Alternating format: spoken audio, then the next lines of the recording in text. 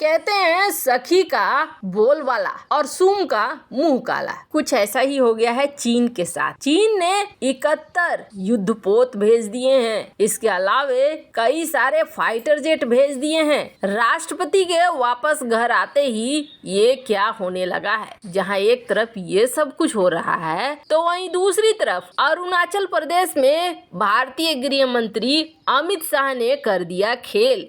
72 घंटे भी नहीं बीते थे और अरुणाचल पे ऐसा खेल चाइना ने सोचा भी नहीं होगा। जानेंगे क्या कुछ चल रहा है जियोपॉलिटिक्स में, आइए जानते हैं इन खबरों को विस्तार से। चाइना जो आक्रामक है और इस वक्त एक सांड बनकर घूम रहा है, उसे लगता है जैसे कि वो जो कर रहा है वही सही है। सबसे पहले तो इसने धमकाया ताइवान की राष्ट्रपति को कि अमेरिका मत जाना। फिर जब वो अमेरिका पहुंच गई तो धमकाया अमेरिका पहुंच गई हो तो केविन मैकार्थी से नहीं मिलना, वो जो स्पीकर है। लेकिन वहां जाकर इन्होंने उससे भी मुलाकात कर ली। अब इससे भी मुलाकात कर ली तो कुछ चाइना करेगा ना। पिछली बार भी नैन्सी पेलोसी, जिसको इन्होंने धमकी दिया लेके आना नहीं अपना प्लेन, ताइवान में उतरना नहीं, लेकिन वो उतर गई। जब उतर गई तो नैन्सी पेलोसी को तो कुछ नहीं किया, लेकिन ताइवान को इन्होंने घेर लिया चारों तरफ से, और चारों तरफ से घेर कर यहाँ युद्धाभ्यास करना शुरू कर दिया, यानी कि डराना शुरू कर दिया कि देखो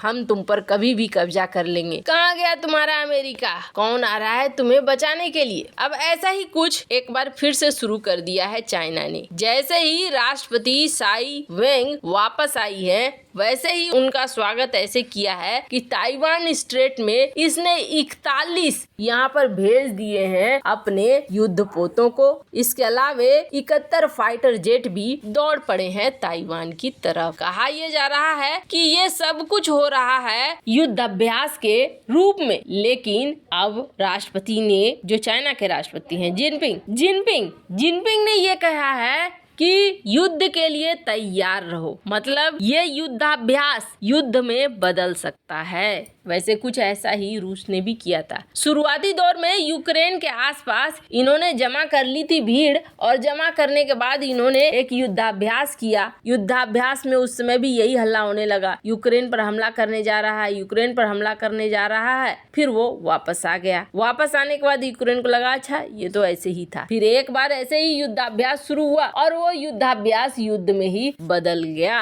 है। चाइना इस तरह की हरकत ताइवान के साथ कर सकता है, इसमें कोई दो राय नहीं है। इसलिए कर सकता है कि इस वक्त चारों तरफ दुनिया खुद में ही फंसी हुई है। दुनिया में एक तरफ ईरान और इजराइल लगे पड़े हैं, तो वहीं दूसरी तरफ रूस और यूक्रेन का चल रहा है, जिसमें नाटो भी शामिल है। तो तीसरी तरफ यहाँ पर भी शुरुआत कर सकता है चाइना ये सोचेगा कि ये समय बहुत सही है और इस समय अमेरिका का ध्यान बटा हुआ है, तो ऐसे में हम यहाँ पर एक्शन ले सकते हैं। खैर, चाइना का ये आक्रामक रवैया किसी से छिपा हुआ नहीं है। चाइना जो इस वक्त युद्धाभ्यास कर रहा है, उस युद्धाभ्यास को लेकर अब मीडिया में भी बातचीत शुरू हो गई है कि कहीं ये भी एक युद्ध का रूप न ले ले। है जहाँ एक तरफ ये सब कुछ हो रहा है, तो वहीं दूसरी तरफ अरुणाचल प्रदेश में भारत कुछ ऐसा करेगा, इसकी उम्मीद बिल्कुल भी नहीं की थी चाइना ने और बिल्कुल भी नहीं की थी पाकिस्तान ने। हालांकि भारत इस वक्त न एक अलग मोड में चल रहा है, ये बात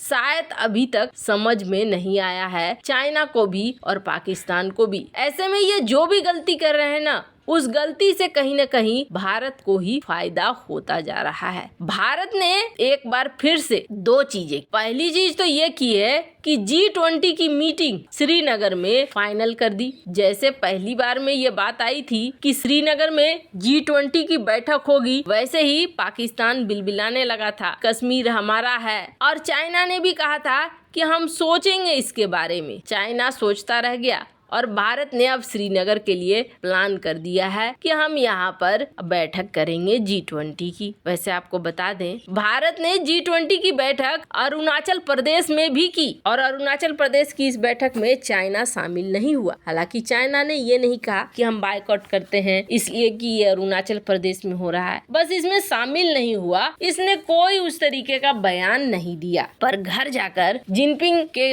जो प्रतिनिधि थे उन्होंने ये जरूर सोचा होगा होगा कि भारत को जवाब देना पड़ेगा, कुछ ऐसे देना पड़ेगा कि भारत भूले नहीं। बस उन्होंने निकाला अपना पिटारा और उस पिटारे में नामकरण करना शुरू कर दिया। अरुणाचल प्रदेश के 11 जगहों का नाम अपने चाइनीज में बदल दिया। इन्होंने बदल कर इन्होंने बताया कि हम अरुणाचल प्रदेश के असली मालिक हैं। हालांकि जो नाम बदला ना, कुछ ऐसे नदी के नाम डाल दिए जो नदी है भी नहीं अरुणाचल प्रदेश में, उस तरीके की भी हरकत यहाँ पर कर दी है। ये नई बात नहीं है और ये पहली बार नहीं है कि अरुणाचल प्रदेश में नए नामकरण करे हो चाइना ने अपने घर के अंदर बैठकर टेबल पे। लेकिन 2017 के बाद G20 की मीटिंग के बाद अरुणाचल प्रदेश से इसी तरीके से खुंदस निकाली चाइना ने। भारत ने जब कहा कि तुम्हारा इस तरीके से नामकरण करने से सच्चाई नहीं बदल जाएगी, सच को स्वीकार करना सीखो, तो चाइना ने कहा कि नहीं, हम ये हमारा है और हमने इसीलिए इसका नाम बदला है। हमेशा ऐसा होता है, जियोपॉलिटिक्स में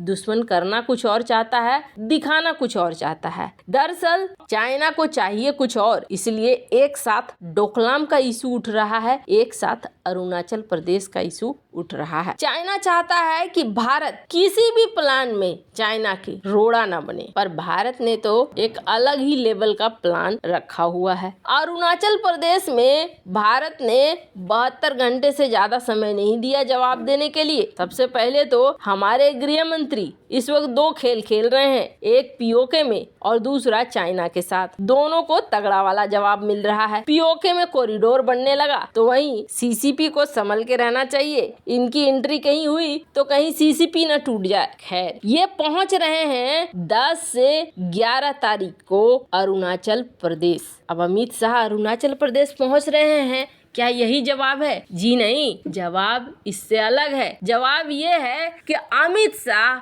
न सिर्फ पहुंचेंगे बल्कि पहुंचकर बॉर्डर विलेज प्लान को लॉन्च करेंगे। ये बहुत बड़ा जवाब है, यानी किस तरीके से हमारे बॉर्डर इलाकों में गांव बनाए जाएंगे, इसको लेकर भी यहाँ पर प्लान का उद्घाटन होगा। इससे तगड़ा जवाब और क्या हो सकता है? मतलब तुम अपने घर में नाचते रहो, गाते रहो, जो बोलना है बोलते रहो, अरुणाचल प्रदेश हमारा है और हमारा ही रहेगा। देखो, हम यहाँ आकर अपने नए प्लान का उद्घाटन भी कर रहे हैं। खैर, आपको क्या लगता है, भारत आज की डेट में एकदम सही जवाब दे रहा है या नहीं? कमेंट कर अपनी राय जरूर बताएं। जल्द मिलते हैं अगले वीडियो में नई खबर के साथ।